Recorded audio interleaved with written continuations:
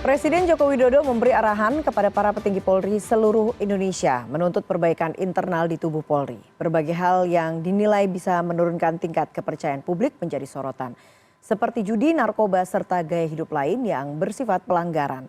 Seberapa masif pelanggaran yang terjadi dan apa yang perlu dilakukan kepolisian untuk meningkatkan kepercayaan publik? Kita bahas dalam dialog malam ini bersama M. Nasir Jamil, anggota Komisi 3 DPR RI. Selamat malam, Pak Nasir. Ya, selamat malam. Dan ada Bambang Rukminto, pengamat kepolisian dari ISES. Selamat malam, Pak Bambang. Malam, Eva. Oke, Pak Nasir, hari ini kita melihat ada momen langka begitu ya, kalau kita bisa katakan demikian. Ada hampir 600 pejabat Polri, termasuk juga Kapolda, kemudian Kapolres, diundang ke Istana Negara, ada yang bergabung secara fisik maupun juga secara hibrid begitu dengan beberapa persyaratan.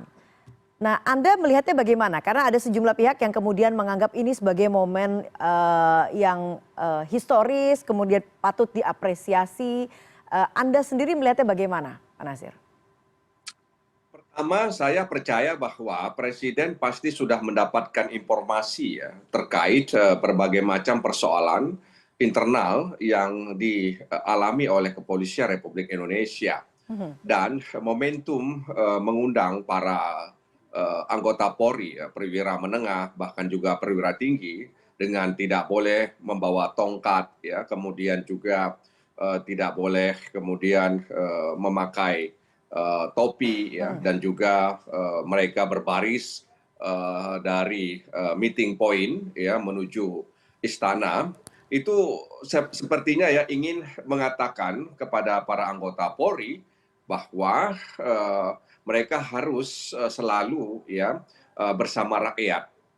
Kenapa? Karena tidak bisa kita pungkiri juga bahwa tongkat ya kemudian topi dan simbol-simbol yang ada di baju dinas anggota Polri itu juga kadang apa ya istilahnya itu bisa ya membangun over confident yang sering kita lihat seperti itu ya, meskipun itu masih bisa diperdebatkan, tapi paling tidak dengan berjalan kaki ya sebenarnya sih santai saja ya, tidak ada yang luar biasa dari apa yang dilakukan oleh Presiden, tapi dengan cara seperti itu ya Presiden ingin mengatakan bahwa ya Polri harus solid ya, harus solid, mereka berjalan bersama-sama ya menuju istana Presiden.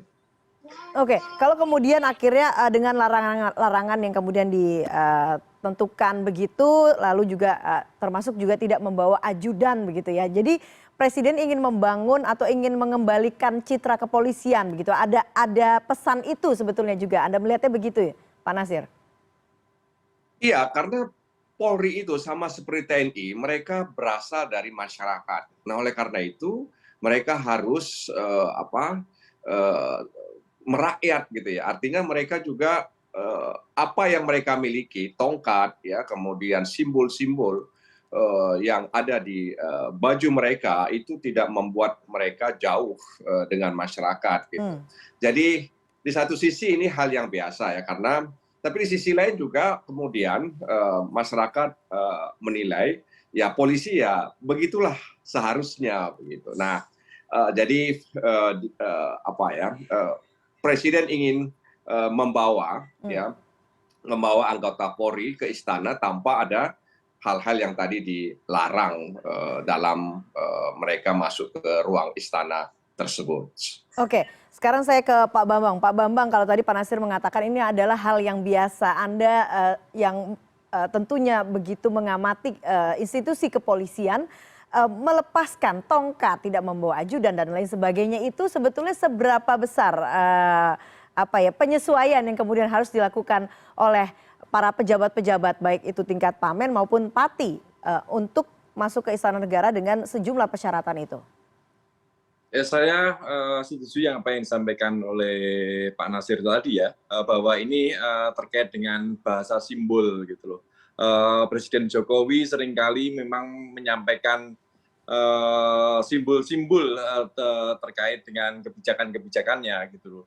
Kemarin juga ketika datang di Kanjuruhan, ketika ada tragedi Kanjuruhan kemarin juga menyampaikan simbol-simbol dan undangan untuk Kasatbil, semua Kasatbil ke istana, ini pun juga salah satu bentuk simbol dari Pak Jokowi terkait dengan problematika di kepolisian yang selama 3 bulan ini terjadi.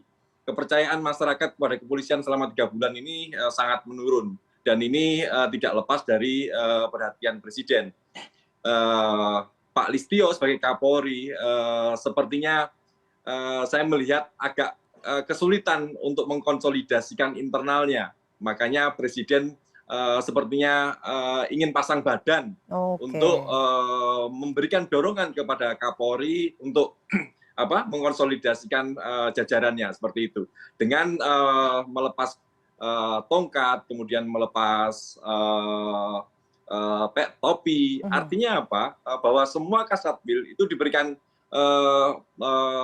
semacam warning bahwa jabatan pangkat itu tidak ada apa-apanya di hadapan Presiden. Saya membacanya seperti itu. Semuanya bisa dilepas kapan saja, semuanya bisa dihentikan kalau Presiden mau, seperti itu. Makanya jangan macam-macam, jangan menyalahgunakan kewenangan yang diberikan negara kepada Anda. Saya membacanya seperti itu. Oke, jadi artinya ini adalah simbol kemarahan atau simbol pasang badan sebenarnya Anda menerjemahkannya, Pak Bambang? Satu sisi untuk Pak Kapolri, Presiden ini pasang badan, saya mendukungmu, seperti itu. Tetapi untuk jajaran di bawah Kapolri ini adalah warning bahwa semuanya bisa dilepas. Jabatan itu tidak ada apa-apanya. Sewaktu-waktu bisa saya copot kalau Anda menyalahgunakan kewenangan yang sudah diberikan negara kepada Anda, seperti itu. Dan tentunya warning ini pun juga kepada Pak Kapolri. Kalau Pak Kapolri masih tetap maju mundur tidak tegas, ya apa boleh buat, Presiden juga akan melakukannya seperti itu. Oke, nah tapi yang kemudian menjadi pertanyaan, apa urgensinya sebetulnya Presiden sampai harus bertemu langsung dengan hampir 600 perwira Polri langsung di Istana Negara? Anda melihatnya bagaimana, Pak Bambang? Ya, ini kan fenomena yang baru pertama kali ya.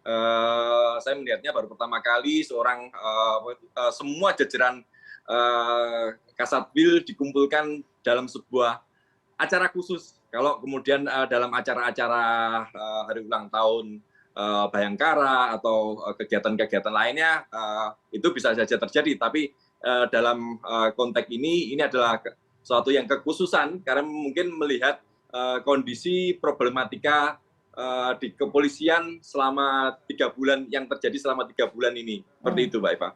Oke, Pak Nasir, Anda melihatnya sama seperti kacamata Pak Bambang tadi bahwa sebetulnya Presiden ini di satu sisi juga menunjukkan kemarahannya soal bagaimana kemudian jabatan itu bisa dengan mudah dicabut begitu ya, tapi juga di satu sisi Presiden sebetulnya juga pasang badan untuk Kapolrinya. Kalau kita merujuk kepada Undang-Undang Nomor 2 Tahun 2002 tentang Kepolisian Republik Indonesia, maka Kapolri itu bertanggung jawab kepada Presiden. Artinya Presiden ingin memastikan, kesoliditan solidnya maksud saya institusi Kepolisian Republik Indonesia dengan gonjang-ganjing atau gempa dalam tanda kutip yang dialami oleh institusi kepolisian beberapa waktu lalu. Jadi sebagai dalam tanda kutip komandan tertinggi di institusi kepolisian, Presiden perlu menjaga moralitas anggota Polri.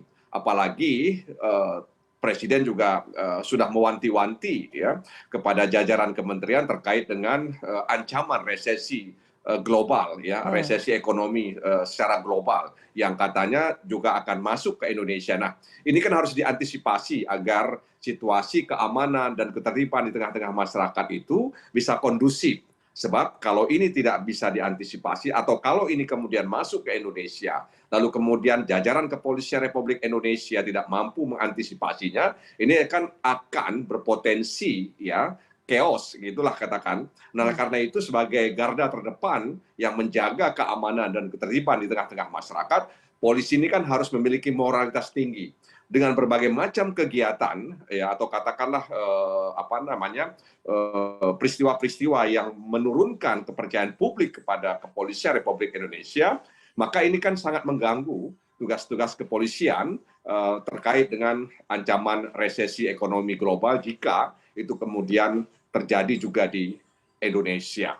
Oke, tapi kalau kemudian Presiden sampai harus turun tangan, turun langsung untuk ikut memperbaiki citra Polri, memang seberapa buruk sebetulnya citra Polri saat ini di mata masyarakat sebetulnya, Pak Natsir? Itu nggak bisa kita pungkiri, dan memang saya katakan seperti orang terjun bebas tanpa parasut. Jadi ini kan harus dicermati bersama, ya. Berbeda dengan TNI yang menjaga pertahanan, ya, menjaga teritorial dalam arti kedaulatan negara kesatuan Republik Indonesia. Sehari-hari polisi itu bersama masyarakat. Boleh dikatakan 24 jam anggota Polri itu bersama masyarakat. Nah, karena itu berbagai macam kejadian yang menimpa institusi kepolisian itu kan harus segera dipulihkan. Dan yang paling penting dalam pandangan saya adalah menjaga moralitas. Jangan sampai kemudian peristiwa-peristiwa itu kemudian menurunkan semangat, ya, menurunkan moralitas anggota kepolisian Republik Indonesia. Soal distrust, ya, publik kepada kepolisian itu saya pikir sudah juga menjadi rahasia umum, dan itu juga diakui oleh Kepala Kepolisian Republik Indonesia. Pasca terjadi misalnya kejadian Duren 3 yang melibatkan mantan Kadif Propam dan jajarannya itu kan kepercayaan publik menurun, dan sekarang berusaha untuk dinaikkan kembali. Tiba-tiba ada kejadian yang menimpa Irjen Pol Teddy Minahasa. Jadi upaya untuk membangkitkan moral, menaikkan moral anggota kepolisian tiba-tiba dihadapkan dengan peristiwa yang menurut saya itu bukan peristiwa biasa. Oke, Pak Bambang, Anda melihatnya bagaimana? Seberapa parahkah begitu situasi kepercayaan publik sebetulnya terhadap institusi kepolisian dengan mulai dari peristiwa Ferry Sambo, kemudian ada tragedi Kanjuruhan, lalu hari ini tiba-tiba ada Teddy Minahasa. Anda melihatnya bagaimana? Sejak peristiwa pembunuhan di Duren 3 itu memang kepercayaan masyarakat kepada kepolisian sangat menurun. Naik kembali ketika Ferdy Sambo ditetapkan menjadi tersangka. Tetapi kemudian kembali turun ketika proses itu tertunda-tunda, proses sidang etik obstruction of justice terkait dengan para pati juga sampai sekarang juga belum dijalankan. Ini menurun kembali. Ditambah lagi dengan tragedi Kanjuruhan yang pernyataan-pernyataan dari kepolisian hanya membuat narasi-narasi yang terasa tidak memiliki empati kepada para korban. Ini juga semakin menurunkan kepercayaan masyarakat kembali. Dan sampai sekarang juga belum ada penetapan siapa yang paling bertanggung jawab terkait dengan hilangnya nyawa 132 saudara-saudara kita di Malang dan sekitarnya. Seperti itu.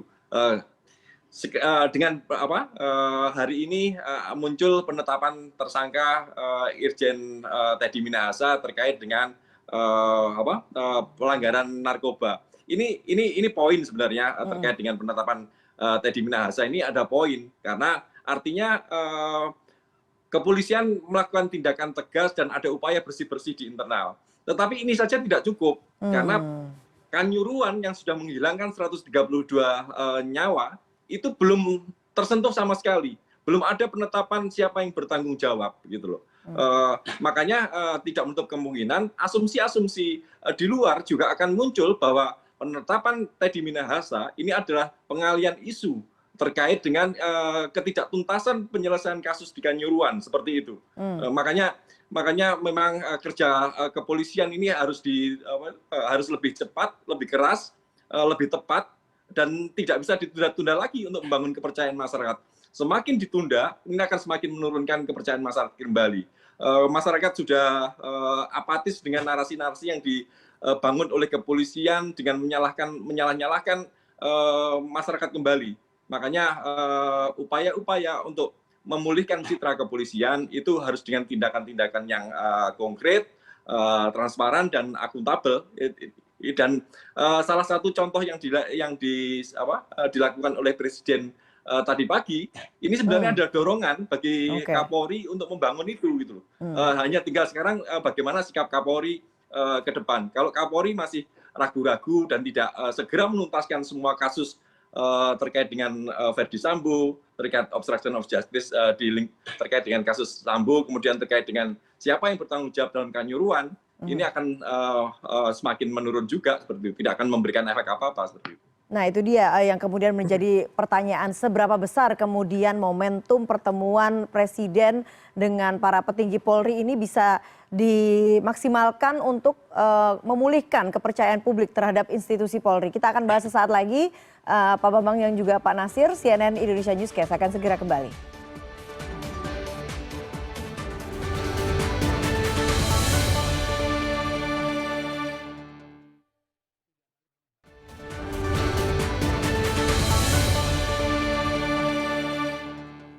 Ya, Anda kembali di CNN Indonesia Newscast. Sebelum kita lanjutkan dialog, kita akan simak pernyataan Kapolri Jenderal Listio Sigit Prabowo usai bertemu dengan Presiden Joko Widodo pada hari ini terkait arahan Presiden terhadap ratusan perwira yang hadir di Istana Negara hari ini. Hal-hal yang sifatnya bisa menurunkan tingkat kepercayaan publik terkait dengan gaya hidup, hal-hal yang bersifat pelanggaran, tentunya ini menjadi arahan dari Bapak Presiden dan kami akan tindak lanjuti untuk melakukan langkah-langkah dan tindakan tegas. Termasuk juga tentunya pemberantasan judi online, pemberantasan narkoba, dan pemberantasan hal-hal yang tentunya sangat mengganggu dan meresahkan masyarakat. Iya, langsung saja saya ke Pak Bambang dulu. Pak Bambang, setelah kemudian menyampaikan arahan Presiden, salah satu yang kemudian diumumkan adalah tindakan tegas terhadap Jenderal Bintang 2 yang diduga terindikasi terlibat dengan kasus narkoba. Apakah ini menjadi salah satu upaya Kapolri untuk menunjukkan bahwa memang arahan Presiden itu langsung ditindaklanjuti dengan cepat begitu, Pak Bambang? Sepertinya arahan Presiden langsung ditindaklanjuti seperti itu, karena terkait dengan penetapan tersangka Irjen TM ini kan berbarengan, meskipun tadi Kapolda Metro menyampaikan bahwa penyelidikan terkait kasus ini kan tidak terjadi semalam, tapi sudah seminggu yang lalu gitu. Dan ini pengembangan kasus yang terjadi di Polda Metro seperti itu. Hanya saja memang ini menjadi poin, starting point terkait dengan bersih-bersih di internal. Hanya saja saya melihat bahwa ini tidak akan menjadi apa-apa, tidak akan menjadi momentum kalau langkah-langkah selanjutnya ini tidak dilakukan secara cepat dan tegas. Gitu. Kita melihat seminggu yang lalu misalnya di Polda Papua ada seorang bintara yang melakukan tindakan tidak etis menjilat kue ulang tahun untuk HUT TNI, kemudian langsung 2 hari dilakukan PTDH, sidang etik. Seharusnya untuk perwira tinggi ini dalam 2 hari ini juga harus ada sidang etik dan segera di PTDH. Kalau ini benar-benar dijadikan momentum, hal-hal seperti itu harus segera dilakukan dan dijadikan contoh bersih-bersih itu benar-benar dilakukan secara cepat oleh Kapolri. Kalau hal itu bisa dilakukan, tentunya masyarakat bisa memulihkan, mengobati rasa kecewa masyarakat yang selama ini karena tertundanya banyak kasus yang selama ini terjadi seperti itu, Pak Ivan. Oke, masih banyak sebetulnya pekerjaan rumah yang harus dituntaskan oleh Kapolri. Kalau Pak Nasir, DPR tentunya meminta ada perbaikan struktural dan kultural begitu ya di saat rapat kerja begitu ya dengan Kapolri. Nah, sejauh ini bagaimana upaya yang kemudian sudah dilakukan? Ya, tentu saja sebagai institusi yang memiliki fungsi pengawasan, kita senantiasa mengingatkan kepada Kapolri dan jajarannya untuk mengubah ya aspek kultural yang selama ini memang agak tertatih-tatih ya untuk diubah ya. Bisa jadi memang karena banyak hal ya, dan itu faktor-faktornya juga atau variabelnya juga tidak sedikit. Kenapa kemudian aspek kultural sampai hari ini masih tertatih-tatih untuk direalisasikan. Ya. Nah, karena itu beberapa ucapan pernyataan dari Kapolri Jenderal Sigit patut kita apresiasi ya soal soal ikan busuk ya, di mana ikan busuk itu ada di kepalanya. Itu kan ingin memberitahukan bahwa pimpinan-pimpinan kepolisian di tingkat wilayah, di tingkat kabupaten kota, Polres ya atau Kapolres itu harus bisa menjadi teladan bagi anggotanya yang ada di bawah. Nah, karena itu ketika peristiwa Teddy Minahasa yang masih diduga menjual barang bukti narkoba, akhirnya kan persepsi masyarakat berpikir begini ya, selevel perwira tinggi saja berani melakukan itu, apalagi yang ada di bawahnya. Sehingga kemudian masyarakat mengingatkan kita soal pepatah Indonesia bahwa guru kencing berdiri, murid kencing berlari. Gitu. Nah, ini persepsi yang terbangun di tengah-tengah masyarakat dan tidak bisa kita salahkan kalau masyarakat kemudian punya persepsi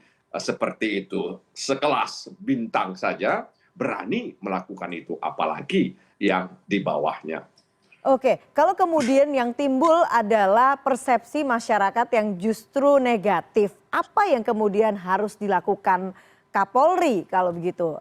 Tadi Pak Bambang katakan harus lebih cepat. Nah, kalau DPR melihatnya bagaimana? Apalagi tadi DPR mengatakan ini jalannya tertatih-tatih. Apa sih yang menyebabkan ini tertatih-tatih?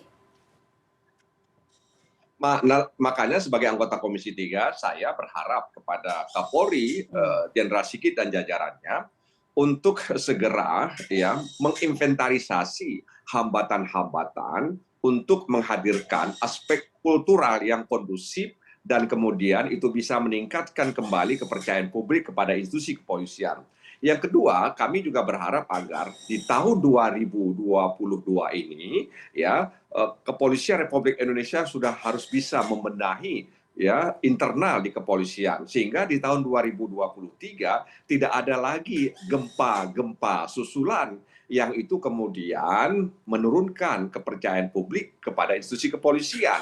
Nah, karena itu tidak ada jalan lain kecuali ya pembinaan dan pengawasan yang melekat menjadi harga mati bagi pimpinan di kepolisian agar kemudian seluruh tindakan anggotanya itu bisa dikontrol dengan baik. Kenapa? Karena kita akan menghadapi ya tahun politik ya di tahun 2023 dan 2024. 2023 menjelang tahun politik. 2024 kita memasuki tahun politik. Belum lagi dalam tanda kutip seperti saya katakan ada ancaman ya resesi ekonomi global yang bisa saja masuk ke Indonesia. Jadi itu harapan kami dengan anggaran yang dialokasikan kepada institusi kepolisian, maka Kapolri diharapkan bisa memastikan bahwa di tahun 2023 tidak ada lagi ya gempa-gempa susulan yang dialami oleh internal Kepolisian Republik Indonesia.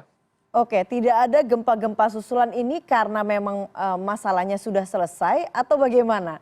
Jangan sampai kemudian gempa-gempa ini tidak muncul karena memang tidak terungkap gitu. Karena memang gempa yang belakangan menimpa Polri ini luar biasa begitu dan bertubi-tubi begitu, Pak Nasir.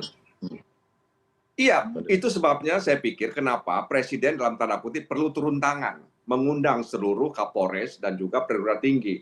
Artinya kalau masih ada kalau masih ada gempa-gempa susulan setelah Presiden memberikan pengarahan, wah, mungkin kita tidak bisa berkata-kata lagi alasan apa yang harus kita sampaikan. Kalau sudah Presiden menyampaikan itu di hadapan mereka langsung, kemudian masih ada hal-hal kejadian-kejadian yang kemudian menggores ya kepercayaan publik kepada institusi kepolisian, kami juga tidak tahu apa lagi yang harus kita lakukan ya. Nah, karena itu saya berharap Presiden juga harus melihat ini bukan hanya aspek kultural, tapi juga regulasi yang kemudian mengatur institusi kepolisian juga harus dievaluasi oleh Presiden. Sebab kita tahu bahwa Undang-Undang Nomor 2 tahun 2022, tahun 2002 maksud saya, itu sudah hampir 20 tahun, 2 dasawarsa, ya, dan itu cukup lama. Nah, karena itu saya dengar juga di internal kepolisian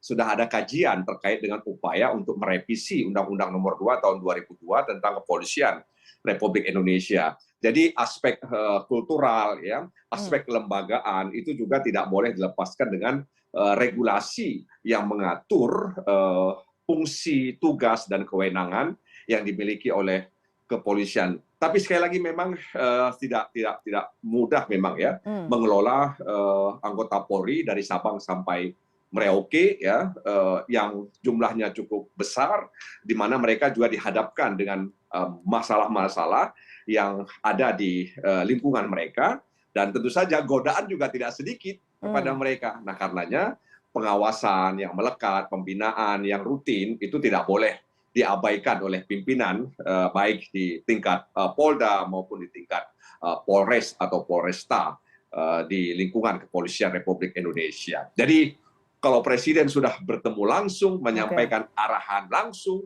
maka tidak ada lagi ya gempa-gempa susulan, baik di tahun 2022 maupun di 2023. Oke, Pak Bambang, Anda melihatnya bagaimana dengan pertemuan langsung oleh Presiden ini tidak akan ada lagi gempa-gempa susulan? Apakah semudah itu kemudian? Saya melihatnya begini, problem di kepolisian ini kan tidak terjadi serta-merta saat ini saja, tetapi ini akumulasi dari sekian lama reformasi di tubuh kepolisian ini dijalankan. Tetapi reformasi di kepolisian ini ternyata tidak menumbuhkan hasil yang signifikan. Reformasi struktural, terus kemudian reformasi Kultural, elemental, terus kemudian kultural, apalagi kultural ya. Sebenarnya kepolisian ini bisa mencontoh di keamanan industri ya, terkait dengan bagaimana merubah kultur di PT KAI. PT KAI itu bagaimana kita melihat sebelumnya para penumpang di kereta api itu sebegitu semerawutnya, ternyata sekarang bisa tertib. Artinya di sini harus membuat sistem gitu loh. Kita tidak bisa menyerahkan reformasi ini pada sosok seorang Kapolri atau seorang yang pemimpin di tubuh kepolisian, Kapolda, Kapolres, tanpa ada sistem yang diperbaiki gitu. Saya melihat undangan dari Presiden ini pun juga seperti itu. Artinya apa? Kapolri selama 3 bulan ini itu tidak mampu untuk melakukan reformasi dan untuk melakukan percepatan terkait penyelesaian kasus. Makanya Presiden harus turun tangan dengan melakukan konsolidasi seluruh jajaran di internal kepolisian. Ini satu sisi memang bagus, tapi sisi lain juga menunjukkan citra bahwa Kapolri ini butuh bantuan gitu loh, untuk memikirkan masalah-masalah di kepolisian. Kalau itu bisa dipecahkan bersama, Presiden membuat political will, parlemen juga memberikan dukungan untuk mempercepat perubahan-perubahan struktural di kepolisian. Saya rasa ke depan kepolisian ini bisa ditata lebih bagus seperti itu. Oke. Kalau tadi Pak Nasir katakan harapannya tentunya sudah Presiden turun tangan, tidak akan ada lagi gempa-gempa begitu ya. Tapi kalau kemudian ada gempa yang kemudian terjadi lagi, seberapa kritis sebetulnya posisi Kapolri saat ini? Ya, saya melihat bahwa ini adalah warning terakhir Presiden pada Kapolri ya, karena kalau di kasus Sambo kemarin Presiden sudah melakukan teguran beberapa kali. Sekarang Presiden sudah terjun langsung untuk membantu untuk mengkonsolidasikan internal kepolisian. Artinya ini adalah puncak peringatan Presiden kepada Kapolri untuk bisa lebih tegas, untuk lebih cepat, untuk melakukan pembenahan internal dan untuk memberikan pelayanan-pelayanan kepada masyarakat terkait dengan perlindungan, pengayoman keamanan ketertiban masyarakat yang lebih bagus dan lebih humanis, transparan dan akuntabel tentunya seperti itu. Oke, terakhir seberapa optimis kalau begitu Kapolri saat ini bisa benar-benar melakukan apa yang kemudian diharapkan oleh DPR tadi, reformasi struktural, elementer, kultural? Ya, semuanya kembali kepada keberanian Kapolri sendiri. Kita tidak bisa memaksa seberapa jauh tingkat keberanian Kapolri itu untuk melaksanakan komitmen-komitmennya. Tentunya kalau selama ini beliau menyampaikan pernyataan-pernyataan yang tegas terkait memotong kepala ikan yang busuk, kemudian melakukan bersih-bersih internal, mencopot para pelanggar, ini harus dilakukan tidak sekedar narasi-narasi saja, tetapi harus segera dilakukan. Karena 460 personil kepolisian, saya rasa 90%-nya ini masih putra-putra terbaik bangsa kita yang memiliki integritas dan layak untuk menjadi polisi yang profesional dan dipercaya seperti itu. Oke, Pak Nasir, sebagai salah satu pihak yang tentunya memberikan restu terhadap kepemimpinan Kapolri saat ini, apa yang ditunggu oleh DPR dari Kapolri? Ya, langkah-langkah Kapolri Pak Sigit menurut saya juga sudah menunjukkan keberaniannya, ya. Dan itu tentu harus kita dukung, ya, harus kita jaga. Dan sebenarnya ada sisi lain yang saya lihat, ya, sebagai mantan ajudan presiden, ya, maka Jenderal Sigit itu ingin diberitahu oleh presiden bahwa presiden sebagai penanggung jawab yang paling tinggi itu memberikan dukungan moral dan struktural kepada Kapolri. Nah, karena itu ayo kita benahi kepolisian Republik Indonesia dan jangan ada ketakutan, jangan ada keraguan, ya, terkait upaya untuk membersihkan internal kepolisian Republik Indonesia, mulai dari jenderal sampai kopral. Kalau memang busuk, maka kepalanya yang harus dipotong. Jadi sinyal ini saya pikir harus ditangkap oleh Kapolri Jenderal Sigit, karena apapun ceritanya kan itu berdampak juga kepada presiden, ya, karena pernah menjadi ajudan presiden, maka nanti orang akan mencoba untuk menerka-nerka, jangan-jangan ada faktor-faktor subjektif ketika misalnya menunjuk Kapolri Jenderal Sigit. Oleh karena itu presiden ingin mengingatkan Kapolri. Nah, keberanian Jenderal Sigit selama ini seperti yang saya sampaikan tadi itu, kami harus memberikan dukungan, ya, supaya kemudian internal kepolisian benar-benar bisa profesional dan kemudian terpercaya dan mampu melakukan transformasi kelembagaannya, ya, kemudian juga pengawasan mulai dari atas sampai yang paling bawah. Nah, karena itu kami di Komisi 3 senantiasa memberikan dukungan kepada Jenderal Sigit untuk berani, ya, melakukan upaya pembersihan terkait dengan ikan-ikan busuk, katakanlah oknum-oknum anggota Polri yang kemudian tidak sejalan. Dan itu pernah muncul kan di satu berita di harian nasional, yang tidak sejalan silahkan keluar. Kan kira-kira begitu yang pernah saya baca. Oleh karena itu dia harus memastikan itu. Oke. Kita akan tunggu sama-sama bagaimana kemudian gerak cepat dan tegas dari Kapolri ini, karena sudah mendapat support langsung dari Presiden Joko Widodo untuk kemudian melakukan bersih-bersih di dalam institusi Polri. Pak Nasir dan juga Pak Bambang, terima kasih atas waktunya pada malam hari ini. Selamat malam dan salam sehat selalu. Salam sehat. Terima kasih.